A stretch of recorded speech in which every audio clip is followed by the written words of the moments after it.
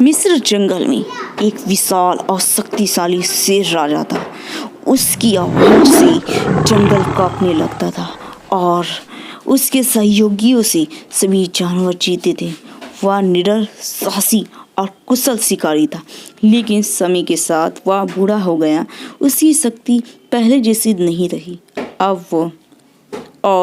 अब शिकार करना भी कठिन हो गया। एक दिन भूख से बेहाल होकर वह जंगल के एक शांत कोने में जा पहुंचा। वहीं एक लोमड़ी उसे मिली। लोमड़ी ने शेर की बुढ़ापा और कमजोरी को भांप लिया और देखा कि कैसे उसकी सहायता की जाए। लोमड़ी ने शेर से कहा, राजा, तुम्हारी शक्ति अब तो पहले जैसी नहीं रही, लेकिन तुम अभी भी जंगल के राजा हो। मैं तुम्हारी सहायता कर सकता हूँ। शेर ने हैरानी से पूछा, कैसे? लोमड़ी ने बोला, मैं जंगल के अन्य जानवरों को यहाँ भेज दूंगी ताकि आप शिकार के लिए ज़्यादा मेहनत ना कर सकें।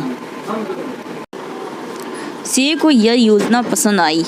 अगले कुछ दिनों तक लोमड़ी ने छोटे छोटे जानवरों को शेर की गुफा की ओर भेजती रही।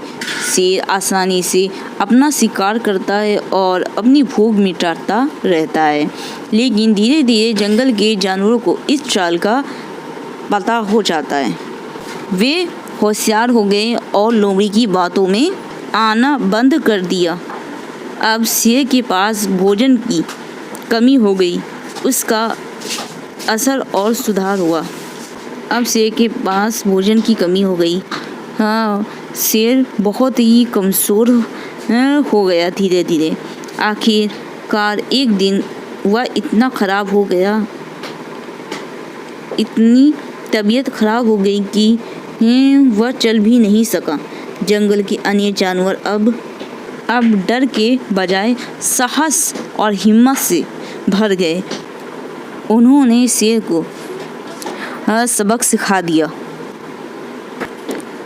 इस कहानी से हमें यह शिक्षा मिलती है कि शक्ति और सत्ता हमेशा टिकती नहीं है और किसी भी जीव की सहायता के बिना अधिक दिनों तक जीवित रहना कठिन होता है।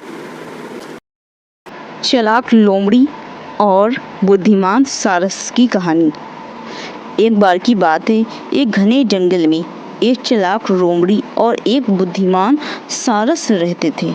दोनों अच्छे दोस्त थे, लेकिन लोमड़ी ने अपनी चतुराई से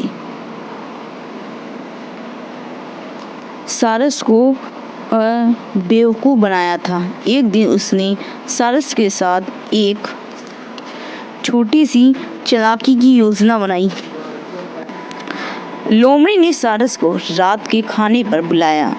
वह लोमड़ी के घर पहुंचने की उम्मीद में और स्वादिष्ट भोजन की बहुत शौकीन थी। लोमड़ी ने अपने दोस्त के लिए स्वादिष्ट सूप बनाया, लेकिन उसे एक प्लेट में दिया। सारस ने अपनी लंबी चोंच से सूप को पीने की बहुत कोशिश की, लेकिन वह असफल रहा। दूसरी ओर लोमड़ी ने मेज पे सूप को अच्छे से पी लिया। फिर सारस को देखा। सारस को समझ में आया कि लोमड़ी ने उसके साथ मजाक किया है, लेकिन उसने कुछ नहीं कहा। उन्होंने बचपन की तस्वीर बनाई और मन ही मन एक योजना बनाई। अगले दिन सारस ने लोमड़ी को अपने घर पर बुलाया। लोमड़ी बहुत खुश हुई और मन ही मन में सोचने लगी कि आज भी उसे स्वादिष्ट भोजन मिलेगा। सारस ने लोमड़ी के लिए स्वादिष्ट भोजन बनाए और उन्हें एक लंबी गर्दन वाले घड़े में डाल दिया। सारस ने अपनी लंबी चोंच से आराम से उस खाने को खाया, लेकिन लोमड़ी ने अपनी छोटी चोंच से घड़े में हाथ भी नहीं डाला, क्योंकि वो उसके लिए बहुत कठिन की बात थी, क्योंकि उसकी गर्दन छोटी थी और घड़े की है बहुत लंबी है गर्दन वाले घड़े के अंदर खाना था, इसलिए वो नहीं खा पा रहा था। इस वजह से वह भूखी रह गई। अब लोमड़ी को अपनी गलती का पछतावा हुआ। उससे समझ में आया कि जैसे सारस को परेशानी हुई थी खाना खाने में, वैसी आज वह मुसीबत में पड़ गई है।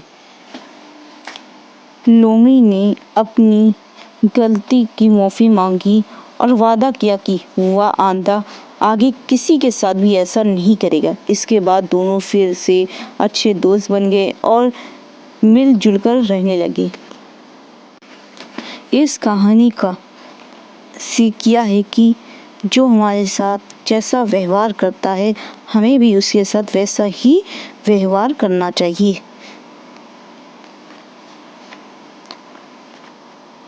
अगर आपको मेरी वीडियो पसंद है, प्लीज़ इसके लाइक एंड सब्सक्राइब कीजिए और बेल आइकन को प्रेस कीजिए, जिससे आने वाली नई कहानी का नोटिफिकेशन आपको टाइम से मिल सके।